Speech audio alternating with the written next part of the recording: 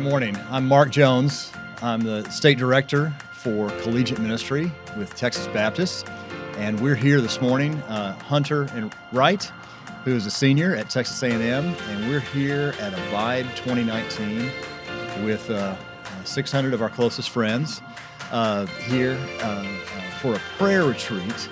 And really just enjoy spending some time with you this morning, Hunter, as we talk a little bit about what the Lord's doing in your life.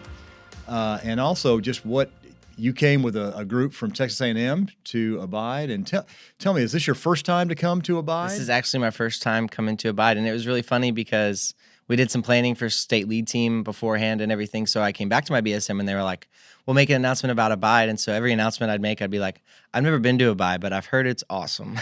So it was Wonderful. Really fun. Well, Yeah. now we're Saturday morning after a long Friday.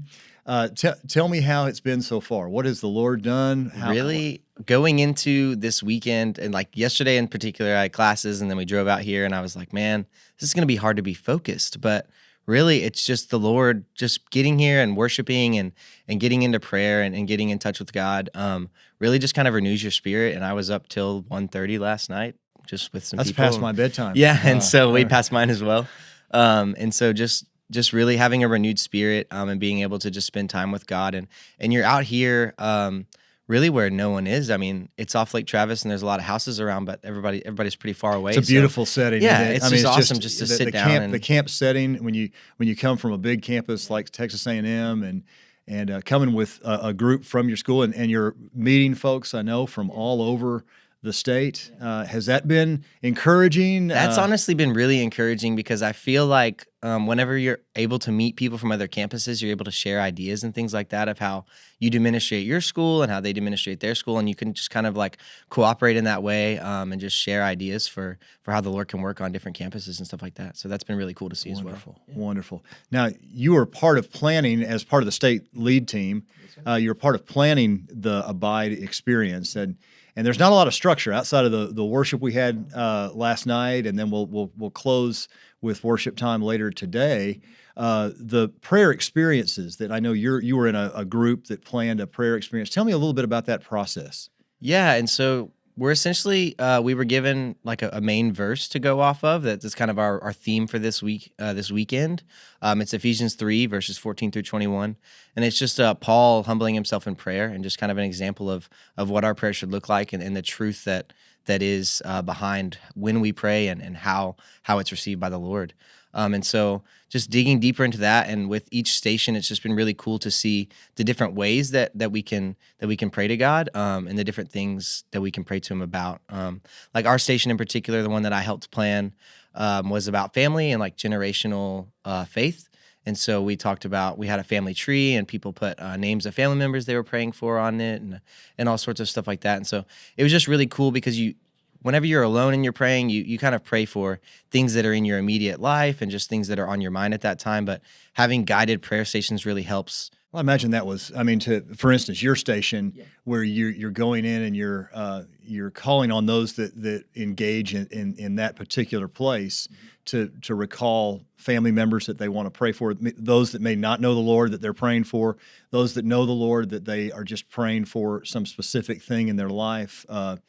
Well, that's a wonderful opportunity, and building those relationships with the other state lead team members, being a part of something bigger. I just appreciate so much y'all's leadership, and It's been so cool. So much of what happens. I mean, we have a lot of directors and staff folks from around the state that are a part that bring folks here, but really it's the students like you and other leaders that have made Abide work for so many years. Well, that makes me happy to hear. I mean, I've really enjoyed the entire process of getting to plan things and show up early and really get to see, because you plan this thing, like this massive prayer station, and you're like, well, this looks really awesome, but it's in God's hands, and so I don't know what's going to happen.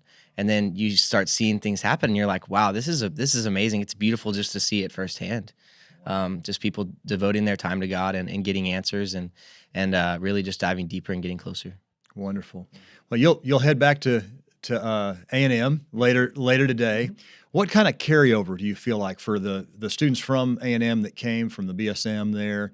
Do you feel like, I know there's a lot of great things ministry-wise, spiritually going on at A&M.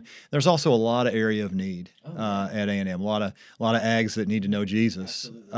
What kind of carryover? What are you praying for as you all move back to campus? Personally, I'm more so praying. So at A&M, I would say it's predominantly Christian. There's a lot of students. I mean, I would say we call it the Christian bubble. There's a good amount of students who know the Lord already, but then those students aren't necessarily going outside of their comfort zone and sharing with others who don't know Him. I think we have around 10 to 12,000 international students who are at A&M every year, undergraduate and graduate students doing research and all sorts of stuff.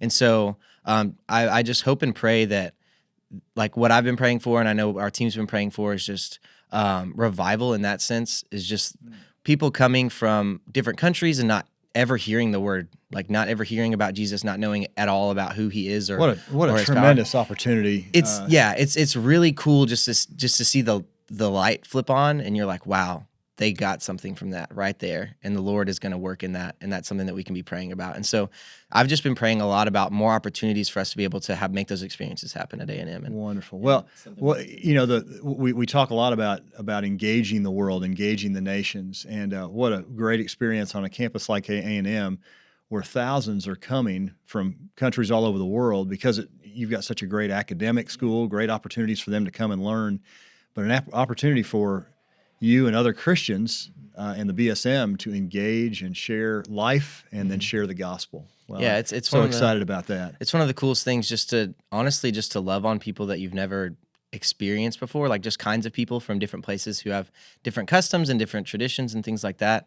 Getting to hear about how it's like at home and what it's like compared to being at A&M studying and things like that. Just the cool thing that they sometimes it's made easy. They're just like, I just feel different here. I feel love here. I feel it in my heart. And it's like, you get it. Yeah, that's Jesus, man. Like, oh yeah, what a great opportunity we have to confess it's Jesus that gives us our hope, gives us life.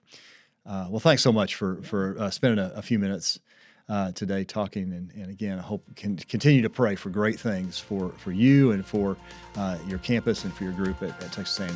I appreciate that. It's really been a pleasure.